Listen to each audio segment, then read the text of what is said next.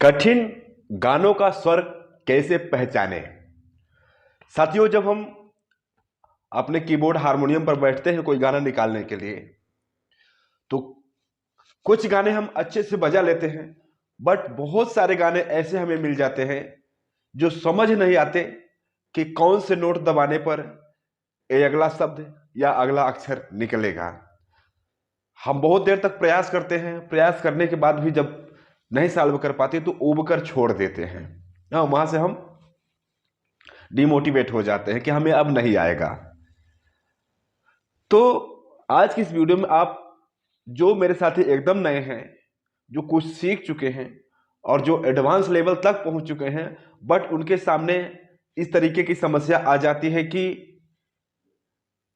जो कठिन गाने हैं उनके स्वर वो पहचान नहीं पाते कि आखिर कौन सा सुर लगेगा। तो इन सभी प्रकार के साथियों के लिए यह स्पेशल वीडियो है कि किसी भी गाने का सुर हम कैसे पता कर पाएंगे कि कौन सा लग रहा है, सरल से लेकर कठिन भी। इंडियन म्यूजिक गुरु चैनल पर वीडियो देख रहे हैं सभी संगीत प्रेमियों एवं कलाकारों को नमस्ते, प्रणाम, आदाब, सत श्री अकाल। कैसे मेरे प्यारे प्यारे साथियों, उम्मीद करता हूं आप सब बहुत ही बढ़िया, बहुत ही अच्छे होंगे। तो चलें देर न करते हुए वीडियो को स्टार्ट करते हैं और जानते हैं कि कठिन से कठिन गानों में लगने वाले स्वरों को कैसे पहचानें। तो सबसे पहले बात कर लेते हैं साथियों, जो हमारे अंदर एक भ्रम है, जिस चीज को हम नहीं जान रहे हैं, जिसकी वजह से कोई भी गाना कठिन हमें लगता है, कठिन हो जाता है। मेन वजह समझिए पहले, जो हमारा भ्रम है साथियों। पहला जो हमारा भ्रम है जिस वजह से गाना कठिन लगता है, वो ये है कि हम गाने को कितना किस प्रकार से सुने हैं, कितना हम समझ पाए हैं गाने को। ये बहुत डिपेंड करता है साथियों। इससे गाना सरल है, सरल और कठिन, इस पर भी बहुत ज्यादा डिपेंड करता है कि आपने गाना को कितना सीरियसली लेकर सुना है, उनके सुरों को समझा, उनके उतार को चढ़ाव को समझा है। इस पर भी बहुत डिपेंड करता है। कैसे? मान लें एकदम सरल से सरल गाना है, एकदम सरल से सरल गाना, और आपने उसे सही से सुना नहीं है, सही से समझा नहीं है, तो आपके लिए वो सबसे कठिन गाना हो जाएगा। यकीन माने साथियों, वो गाना आपके लिए सबसे कठिन हो जाएगा, क्योंकि जो उस गाने का रूट है, जो एक रास्ता है, उसकी बनावट है, वो आपके दिमाग में बैठी नहीं है, आपके माइंड में उसका चित्र बना नहीं है।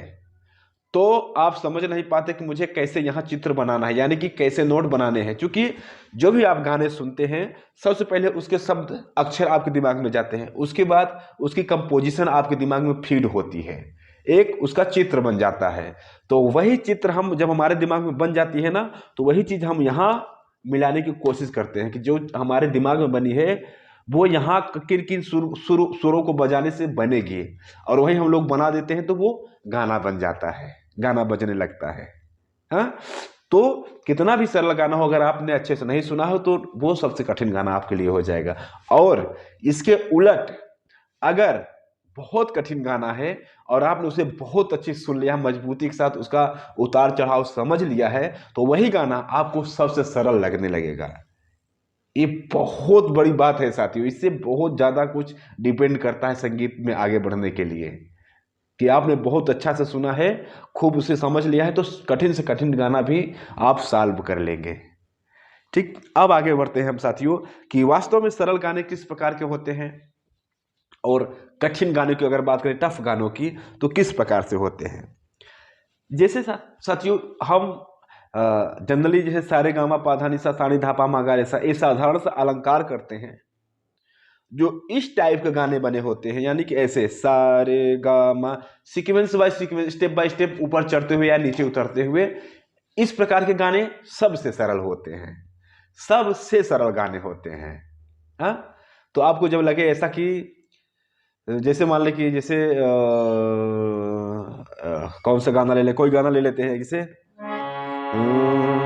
एक प्यार का नगमा है, तो देखें, एक प्यार का नगमा है, मौजों की रवानी है, देख पा रहे हैं, इस प्रकार के गाने जो होते हैं सबसे सरल माने जाते हैं और रियल में सबसे सरल होते हैं, क्योंकि हमने इस प्रकार से बहुत रियाज कर रखा होता है। तो उसी प्रकार के जब गाने मिल जाते हैं हमें, तो उनका उतार चढ़ाव, उनका नोट बहुत आसानी से हमें मिल जाता है। और इनसे जो टफ थोड़ा सा होते हैं मिडिल वाले, वो क्या होते हैं, जो बीच में नोट छोड़कर लगे होते हैं, वो थोड़ा सा इनसे टफ होते हैं। जैसे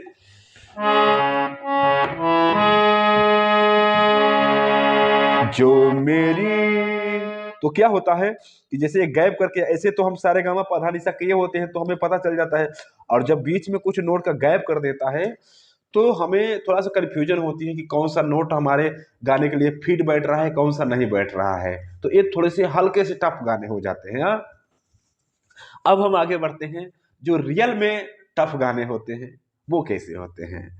वो साथियों इस तरीके से होते हैं कि गाने जो बहुत ज़्यादा उछल कूद किए रहते हैं, यानी जैसे मान लें यहाँ से स्टार्ट लिए, कभी यहाँ चले गए, कभी यहाँ चले जाए, कभी यहाँ चले जाए, कभी बहुत ऊपर चले गए, कभी भी नीचे चले आए, जैसे बंदरों वाली हालत। हाँ, इस टाइप के जिन गानों में नोट लगे होते हैं वो गाने वास्तव में टफ होते हैं। तो इनको कैसे खोजना होता है, कैसे आप पा पाएंगे इन गानों को? इन गानों को साथियों आपको सुनना पड़ता है। अगर पूरी वास्तविक बात बताऊं कि आपको जब समझ ना आए कि गाना किधर जा रहा है किधर नहीं, तो आपको गाने को और सुनना चाहिए। इसका मतलब है कि उसका जो रूट है, जो बनावट है गाने की, वो आपके दिमाग में अभी कुछ कच्ची रह गई है, इसलिए गाना आप नहीं उतार पा रहे। जहां भी आपको लगे कि अब मैं आगे नहीं बढ़ पा रहा हूं, फिर गाना को सुनिए। हाँ, रियल में यही चीज है, गाने को आप फिर सुनिए। ठीक, इस प्रकार के, हाँ, इसका एग्जाम्पल एक दे देता हूं। जैसे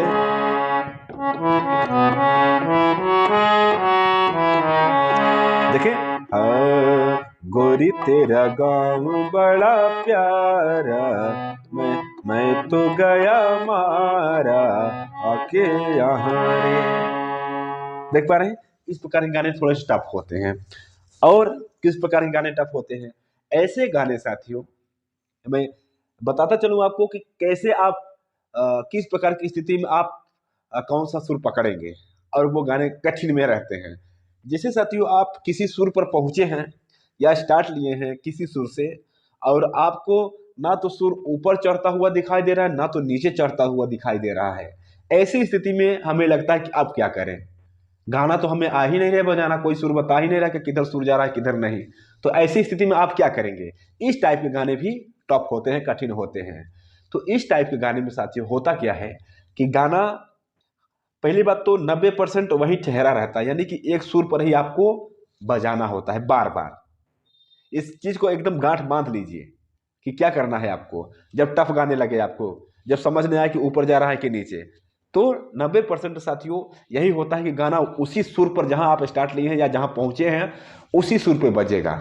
हाँ, अगर नहीं तो आधा नोट ऊपर हो सकता है या आधा नोट नीचे हो सकता है, इसके अलावा गाना कहीं जाएगा नहीं। हाँ, और इसी जगह मैं देखा हूँ, बहुत सारे अपने स्टूडेंट्स को देखा हूँ कि यही वो भटकते हैं। जब गाना ठहरा हुआ होता है, एक सुर पर होता है, तो वो समझ नहीं पाते कि मुझे ऊपर बजाना है कि नीचे बजाना है, कहाँ बजाना है कि उसी पर बजाना है।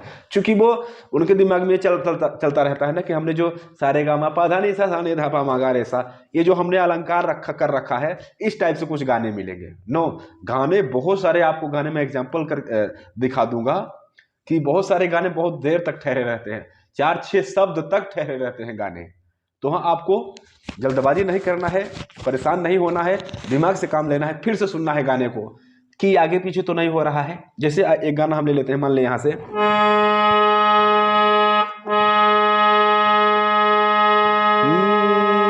जैसे आने से उसके, देखे, अब यहाँ आप गुनगुना कर देखें गाना किधर जा रहा है। आने से उसके, कहीं नहीं जा रहा साथियों, सिर्फ गाना यही ठहरा हुआ है। आने से उसके, देख पा रहे हैं, इतना देर तक गाना यहाँ ठहरा है। कितना सुर? आने से उसके, आने से उसके, तकरीबन 6-7 नोट गाना स्टार्ट होकर 6-7 नोट एक ही सुर पर ठहरा हुआ है। तो बताइए, आप कंफ्यूज नहीं हो जाएंगे कि एक ही जगह कैसे गाना बज रहा है? नहीं, आप कंफ्यूज नहीं होना है। होता है, ऐसा भी होता है, गाना एक जगह भी ठहरा रहता है।